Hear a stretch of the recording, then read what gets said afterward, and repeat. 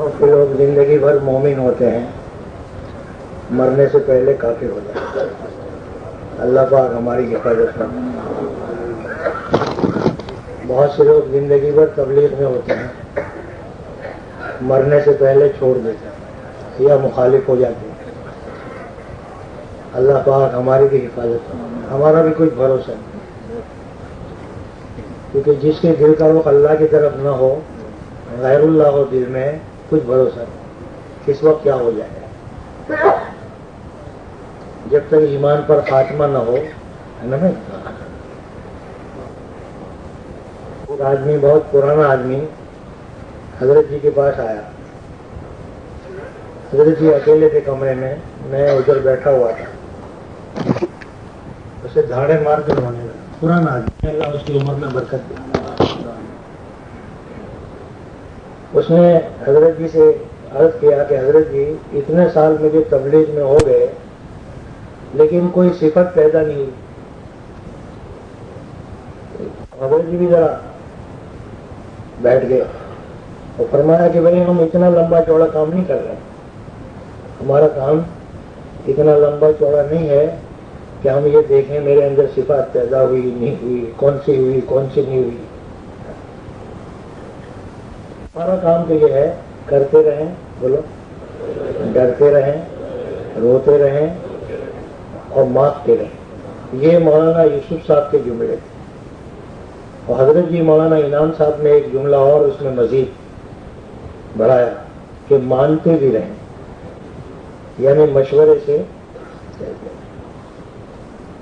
اور ایمان پر خاتمہ ہو گیا تو سمجھو الحمدللہ، صفات کی صفات، کامیابی کامیابی ہے۔ اور خدا نخواستہ اگر ایمان پر خاتمہ نہیں ہوا تو پھر ہم صفتوں کو لے کر کیا کریں گے؟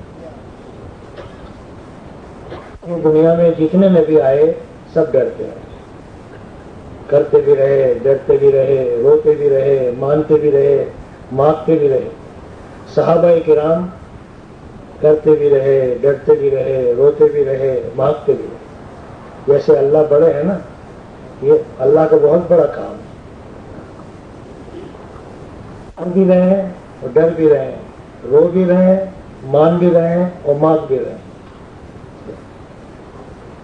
رسول اللہ صلی اللہ علیہ وسلم طائف میں رو رہے، سارے بدن سے خون نکلا ہوا ہے، پتھر کھائے ہوئے ہیں، بھوکے ہیں، پیاسے ہیں۔ لوگ کہے پاگل مجنون کو نکالو۔ تو ہمارے نبی کو فکر ہے تو ایک ہی ہے کہ اللہ ناراض تو نہیں ہو رہے۔ یہ فکر نہیں ہے کہ مجھے لوگوں نے پتھر مارے، یہ فکر نہیں ہے کہ میں بھوکا ہوں۔ فتنہ علیہ فلا ابالی، کہ اللہ اگر آپ ہم سے ناراض نہیں ہیں تو مجھے کسی کی بھی پرواہ نہیں۔ ہم بھی پیدل چلیں، محنت کریں، پھر دعا مانگے، اللہ آپ ناراض تو نہیں، ہم آپ کا کام کر نہیں سکے، اشکو الیک ضعف قوتی وقلت، میں کر نہیں سکتا۔ ایک جملہ اور ہے دعا میں کہ اللہ مجھے ڈر ہے کہیں آپ کا غضب نہ میرے اوپر نازل ہو جائے۔ یہ تو ان ڈائریکٹ ہے، اور کہیں ڈائریکٹ نہ آ جائے۔ اب آپ اندازہ لگاؤ کہ حضور صلی اللہ علیہ وسلم پر اللہ کا غضب آ سکتا ہے؟ بولو۔ لیکن حضور کی شان عبدیت کو دیکھو، شان نبوت تو ہے دعوت اور شان عبدیت ہے دعا۔ تو دعوت میں بھی کمی نہیں ہے، دعا میں بھی کمی نہیں ہے۔ اب اللہ کی مدد آئی اور طائف والوں کے لیے قیامت تک کے لیے ہدایت کا فیصلہ، بولو۔ اور علماء کرام نے لکھا ہے کہ یہ ہندوستان پاکستان والوں پر علماء کا بڑا احسان، طائف والوں کا بڑا احسان ہے کہ حضرت عمر رضی اللہ کے زمانے میں 3 جماعتیں آ گئی 15 ہجری میں، ایک کراچی کے پاس دوبئی، اور ایک بمبئی کے پاس، اور ایک بڑوچ کے پاس، اور تینوں کے امیر طائف کے۔ ان کا اس کے بعد میں محمد بن قاسم تشریف لائے 92 ہجری میں، وہ بھی طائف، اس کا بھیجنے والا بھی طائف کا۔ تو گویا طائف کی دعا کا اثر ہم تک چل رہا ہے۔ اللہ ہمارے نبی کو اس کی شاید خیر جزائے خیر عطا فرمائے۔ تو کرتے رہیں گے، کھاؤ انشاءاللہ، کرنے میں کمی نہ چھوڑیں، ہے نا؟ ہاں، اور نیت قیامت تک کی، سکرات تک کرنا ہے، ہر حال میں کرنا ہے، انفروا خفافا وثقالا، ہر حال میں کرنا ہے، اپنی ڈرنا بھی ہے۔ حضرت ابو بکر ڈر رہے ہیں، چڑیا کو دیکھ کر کہتے ہیں کاش میں بھی چڑیا ہوتا، حضرت ابو بکر جیسے۔ حضرت عمر رضی اللہ تعالیٰ عنہ ڈر رہے ہیں، کاش میری ماں نے مجھے جنا ہی نہ ہوتا۔ الیاس صاحب ڈر رہے ہیں، کر رہے ہیں، پھلوں کے پیچھے جا رہے ہیں۔ کل گئے وہاں بھی روتے رہے، مدینہ منورہ گئے وہاں بھی روتے رہے۔ آپ کو معلوم ہے بچہ جب روتا ہے ماں فوراً دودھ پلاتی ہے، آسمان جب روتا ہے تو زمین گل و گلزار ہوتی ہے، اور اللہ کے دین کی محنت کرنے والے جب روتے ہیں تو اللہ ہدایت کے فیصلے بولو فرماتے ہیں۔ محمد جب طارق بن زیاد یورپ تشریف لائے تو وہ کشتیوں میں تھے، شعبان کا مہینہ، 4 کشتیاں تھیں، ڈر رہے تھے، گھبرا رہے تھے کہ ہم کہاں جا رہے ہیں۔ تو خواب میں دیکھا ایک کشتی میں جناب رسول اللہ صلی اللہ علیہ وسلم آگے آگے چل رہے ہیں، صحابہ بھی آگے آگے ہیں، جیسے گویا یورپ آتے ہوئے رسول اللہ رہبری کر رہے ہیں۔ خدا کرے ہم یورپ والے رسول اللہ والا غم اور درد فکر لے کر یہاں رکھیں، اور اترتے ہی کہا بھائیوں کشتیوں میں آگ لگا دیں، کہ کیوں؟ یا تو یہ لوگ جنت میں جائیں گے یا ہماری قبریں بنے گی۔ دنیا کافروں کی جنت ہے، اور مچھر کے پر کے برابر بھی اس کی قیمت نہیں ہے، اور اللہ نے ہم کو ان کی جنت پہ ہاتھ ڈالنے کے لیے نہیں بھیجا، ان کو اپنی جنت میں لانے کے لیے بھیجا۔ ہم کرتے بھی رہیں اور ڈرتے بھی رہیں اور روتے بھی رہیں اور مانتے بھی رہیں، مشورے سے چلتے ہیں۔ ان کی صلاحیتیں الگ ہیں، مشورے میں سب کی صلاحیتیں آ جائیں گی، اور کبر سے اور تکبر سے خود بھی بچنے کا ذریعہ مشورہ ہے۔ جس کے دل کے اندر رائے کی بناور بھی تکبر ہوگا وہ جنت میں نہیں جائے، اور مشورہ جو ہے کبر سے اور تکبر سے بچاتا ہے۔ یہ مولانا یوسف رحمۃ اللہ نے فرمایا۔ مشورہ نفاق سے قوم کو بچانے کا بھی ذریعہ ہے،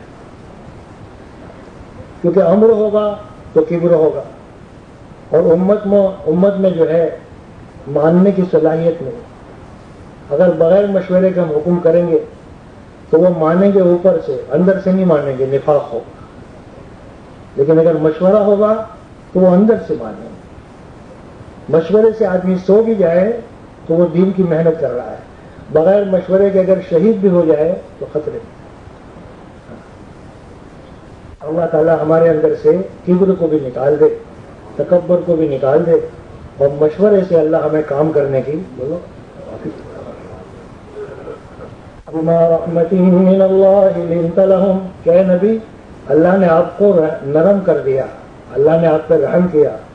وَلَوْ كُنْتَ فَظًّا غَلِيظَ الْقَلْبِ لَانفَضُّوا مِنْ حَوْلِكَ، اگر آپ سخت دل والے ہوتے تو یہ سب بھاگ جاتے۔ تو مشورہ کرنے والے نرم دل ہوں، سخت نہ ہوں۔ اب ایک کام کریں، فَاعْفُ عَنْهُمْ، اے نبی آپ ان کو درگزر کرو، بات بات میں پکڑو مت، یعنی باخبر ہو کر بے خبر ہو جاؤ۔ ہمارے نبی نے تبوک تک منافقوں کو بھی جوڑے رکھا، باخبر ہو کر۔ حضرت جی نے ایک دن فرمایا، شاید اس صحابہ میں کوئی روایت آئی تو حضرت جی نے فرمایا کہ الحمدللہ مجھے بھی سب خبر ہے۔ میں نے کہا حضرت پھر آپ کہتے کیوں نہیں؟ کہ صلاحیت نہیں ہے ساتھیوں میں، بولو صلاحیت نہیں، بھاگ جائیں گے، مانیں گے نہیں، بھاگ جائیں گے۔ اس لیے ہمارے بزرگوں کو سب خبر ہے۔ اب دیکھو نا، اللہ کو سب خبر ہے لیکن کتنے علیم ہیں، ان میں سے کام لے رہے۔ تو ایک تو درگزر کریں، اور تیسرا کام یہ کریں واستغفر لہم، کہ ان کی طرف سے آپ معافی بھی مانگو۔ وہ تو غلطی کریں گے، آپ معاف کریں گے، لیکن وہ جو غلطی ہوئی اس کے لیے آپ معافی مانگو، اور رسول اللہ معافی بھی مانگیں۔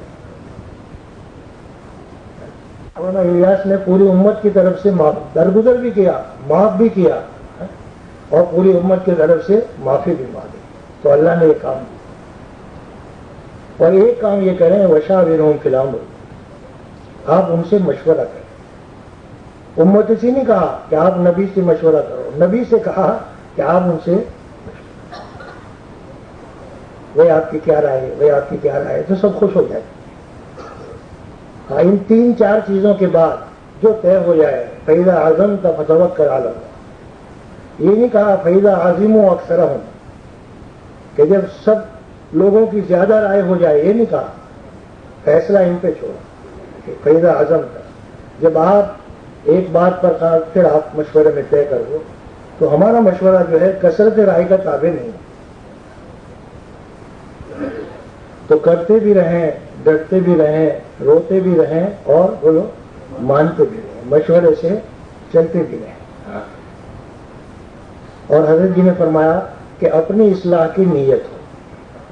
جو آدمی اپنی اصلاح کی نیت نہیں کرتا، اللہ اس کی اصلاح نہیں کرتی. اور دوسروں کی اصلاح کا کوئی وعدہ نہیں ہے.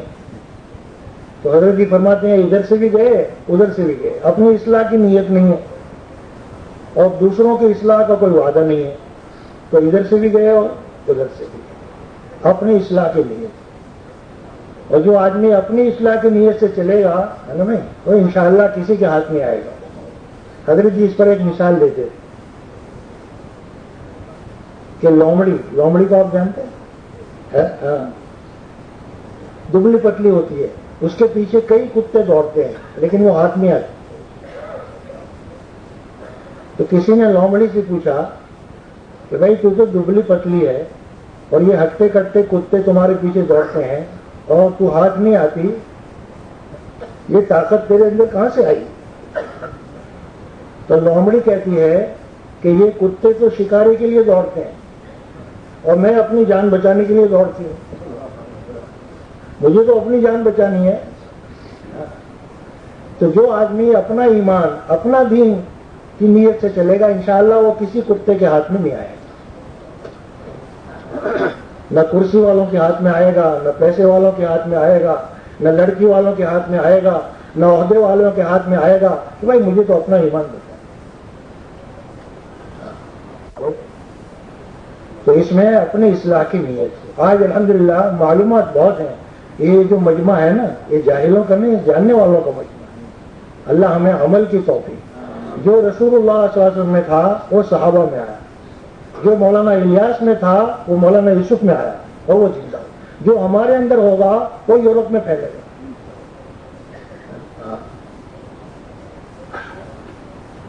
اور کچھ نہیں، 1 چلہ 2 چلہ 3 چلہ دے دیا، لیکن ڈرتے رہیں کہ پتہ نہیں کس وقت ہماری طبیعت غالب آ جائے. مولانا یوسف صاحب پرانوں میں ایک مثال دیا فرمایا کرتے تھے کہ ایک بادشاہ میں اور ایک وزیر میں یہ بات چیت ہوئی. بادشاہ کہتا ہے کہ بھائی آدمی چاہے کتنا بھی خراب ہو لیکن اگر اس کی تربیت ہو جائے تو پھر وہ موت تک اچھا ہی رہتا ہے. وزیر نے کہا نہیں حضرت، تھوڑے دن تو وہ اچھا رہتا ہے اور پھر اس کی نفسانیت، اس کی طبیعت وہ غالب آ جاتی. بادشاہ نے کہا نہیں. تو وزیر نے کہا اچھا آپ تربیت کر کے دکھاؤ پھر میں بتاؤں. تو بادشاہ نے پھر ساری دنیا سے بلیاں منگوائی، ان کے استاد منگوائے، بڑے بڑے استاد، اور بلیوں کو تربیت دی اور مہمانوں کا استقبال، محل میں روشنی، اس کا انتظام بلیوں کے ہاتھ میں دے دیا. اب بلیاں مشالے لے کے کھڑی ہیں، شفقیں لگتی ہیں ان کی. بادشاہ خوش ہو گیا کہ دیکھو کیسی تربیت. بادشاہ وزیر کو لے کر آیا کہ دیکھو ہے تو بلیاں لیکن دیکھو میرے محل کے روشنی کا سارا نظام سنبھالے ہوئے ہیں. تو وزیر نے کہا اچھا کل دیکھیں گے. دوسرے دن وزیر جو ہے 2-3 چوہے چھپا کے لے گیا اور جب بادشاہ گئے، وزیر گیا، وہ سارے کھڑے ہیں، بلیاں بھی کھڑی ہیں، مشالے ہاتھ میں ہیں، اور وزیر نے چوہے چھوڑ دیے.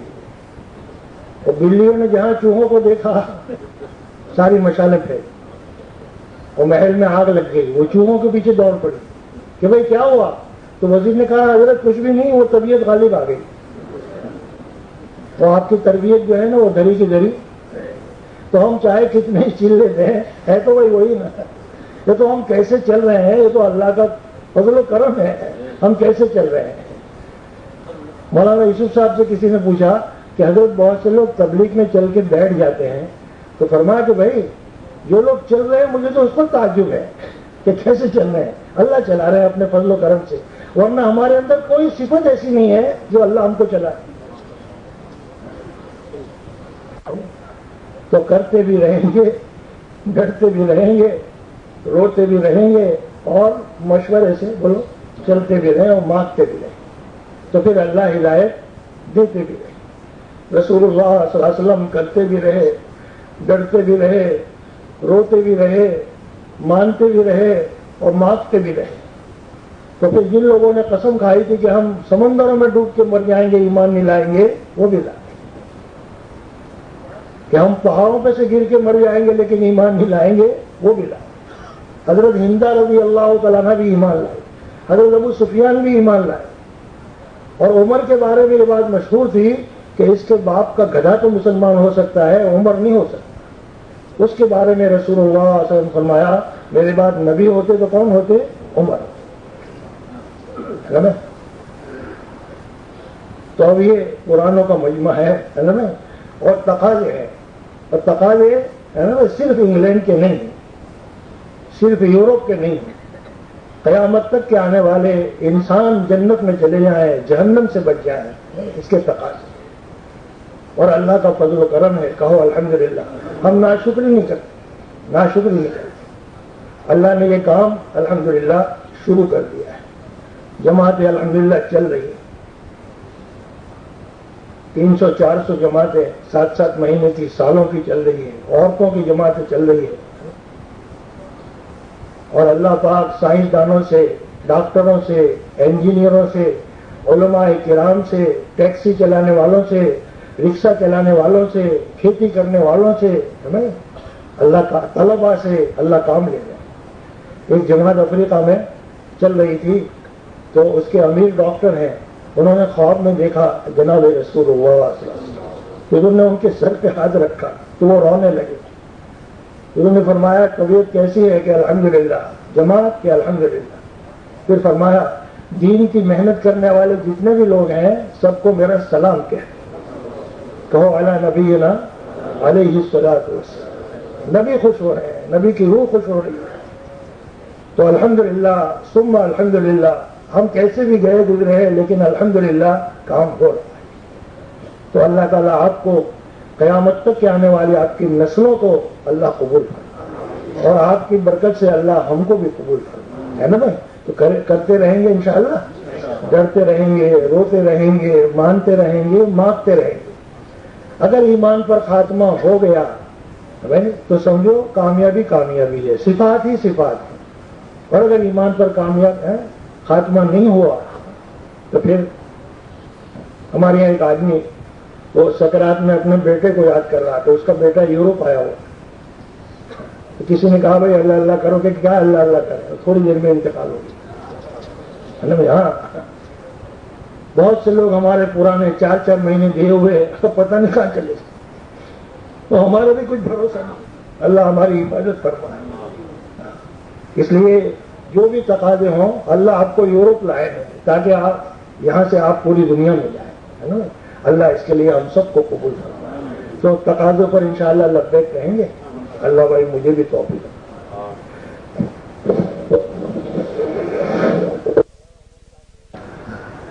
مولانا عمر صاحب نے ایک مرتبہ بیان میں فرمایا تھا کہ اگر کسی صحابی کے گھر میں جا کے پوچھو کہ بھائی صحابی کہاں ہے، تو بیوی کہے گی، گھر والے کہیں گے مسجد میں گئے ہیں. تو کب آئیں گے بھائی پتہ ہی نہیں. تو مسجد میں سے کوئی تقاضا آیا اور غسل کرتے کرتے وہ شہید ہو جاتے، کھجور کھاتے کھاتے وہ جنت میں چلے جاتے. تو پتہ نہیں بھائی کب آئیں گے وہ. اور اگر پوچھے بھائی صحابی کہاں ہے، کہ وہ بازار میں گئے ہیں اپنے، کب آئیں گے؟ وہ بھی آ جائیں گے. مولانا عمر صاحب فرماتے تھے کہ آج اس کا الٹا ہے. اگر آج کسی تبلیغی آدمی کے گھر جا کے پوچھو کہ بھائی وہ کہاں ہے، کہ وہ مسجد میں گئے ہیں، کہ کب آئیں گے؟ وہ تو بھی آ جائیں گے. سنت بھی گھر پہ آ کے پڑھیں گے. مسجد تو کوئی تقاضا ہی نہیں ہے. وہ کہتے ہیں بازار میں گئے ہیں کب آئیں گے, کو پتا نہیں, کوئی بازار کے تقاضے ہیں. کبھی رات کو آئے 10 بجے آئے 12 بجے آئے, کل صبح آئے کہ ہانگ کانگ چلے گئے کہ سنگاپور چلے گئے, پتہ نہیں کب آئیں گے. یہ تو جیسے بجلی کا کارخانہ ہے نا 24 گھنٹے چلتا ہے, 2.5 گھنٹے نہیں چلتا, ایسے ہی ہمارے روحانی کارخانے مسجد ہیں, یہ 24 گھنٹے آباد ہے نا. یہ جو نماز اس کا مزاج یہی ہے. نماز تو ہے کہ بھئی اپنی جان لے کر تھوڑی دیر میں, لیکن نماز کا مزاج یہ ہے کہ اگر تقاضا ہو تو ہم ہمیشہ کے لیے جا سکتے ہیں, 27 سال تک جا سکتے ہیں, ہے نا. ہاں, اللہ تعالیٰ یہ فضا بنانے کی ہمیں توفیق عطا فرمائے. اچھا, 2-4 آدمی نے مجھے پوچھا کہ مولوی صاحب تم حضرت جی کے ساتھ رہے ہو, کوئی حضرت جی کی کوئی بات بتاؤ. میں نے کہا بھائی ہمارے حضرت جی جو ہے تقریر وغیرہ تو کرتے نہیں تھے, لیکن اللہ پاک نے مجھے 30 سال ان کے ساتھ رکھا.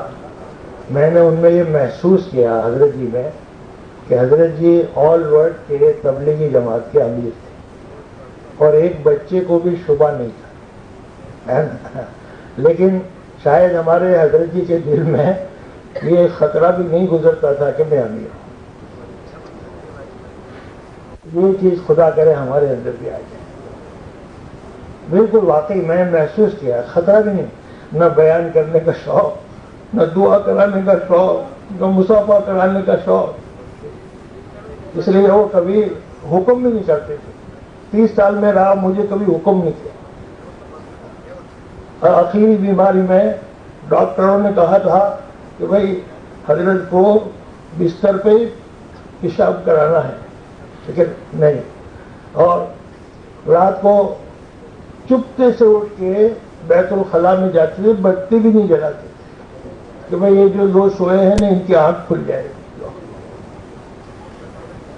وہ ہمیں رات بھر جاگنا پڑتا تھا کہ پتہ نہیں کس وقت حضرت. وہ حب جاہ اور حب مال بھی نہیں. ہاں, پاکستان جاتے تھے, وہاں کچھ ہدیہ ملتا تھا تو وہیں حوالے کر کے آ جاتے.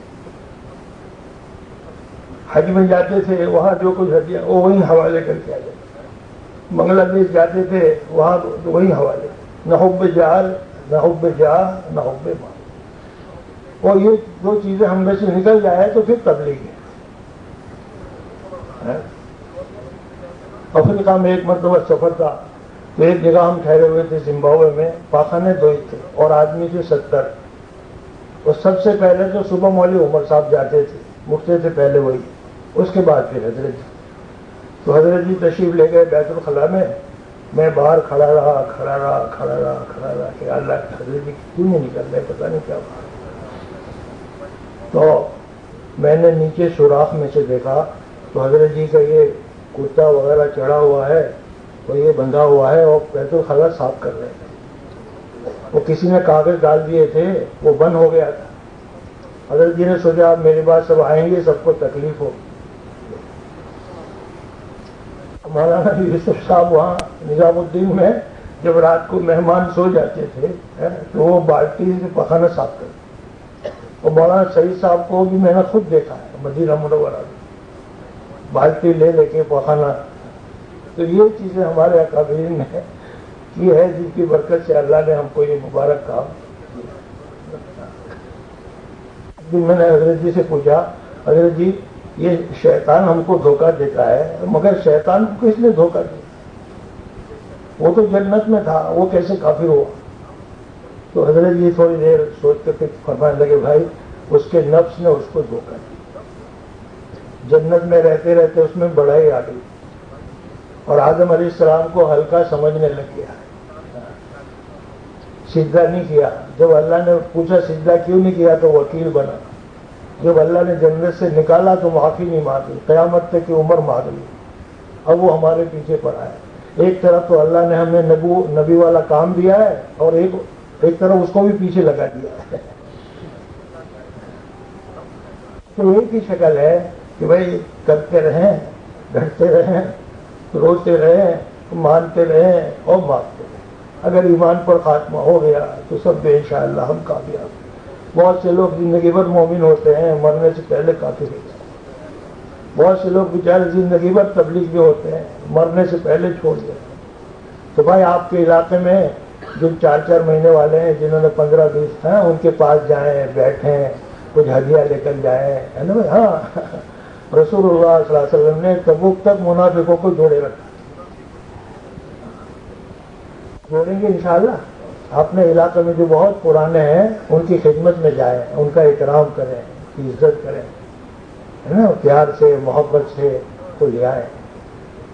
جتنا ہمارے بس میں اتنا ہے ہم کریں۔ پھر دعا ایک زانیہ عورت تھی، وہ زنا کی دعوت دیتی تھی کیونکہ اس کے دل میں پیسے تھے، اور جس کے دل میں غیر اللہ ہو وہ کچھ بھی کر سکتا ہے، ہمارا بھی کچھ بھروسہ۔ تو ایک دین کے دائی گئے اس کے گھر، جا کے بیٹھ گئے، تو وہ عورت کہنے لگی، بڑے میاں یہ تو ہماری دکان ہے، آپ کیسے آ گئے، رستہ بھول گئے؟ تو بزرگ نے کہا، بہن ہم رستہ بھولے نہیں، ہم بھی آپ کی دکان سمجھ کے آئے ہیں، اور جتنے لوگ آپ کو پیسے دیتے ہیں اس سے ہم ڈبل پیسے دیں گے، لیکن آپ ہماری بات مانو گی کہ ضرور ہم کو پیسے دے دو۔ جیسے آج کے مسلمان کو پیسے دکھاؤ تو کہیں بھی لے جاؤ، 10 سال 15 سال 20 سال۔ تو بزرگ نے پیسے دے دیے کہ بہن چلو اب یہ کپڑے میں لایا ہوں حلال، ذرا غسل کر کے آؤ اور یہ کپڑے پہن کے آؤ۔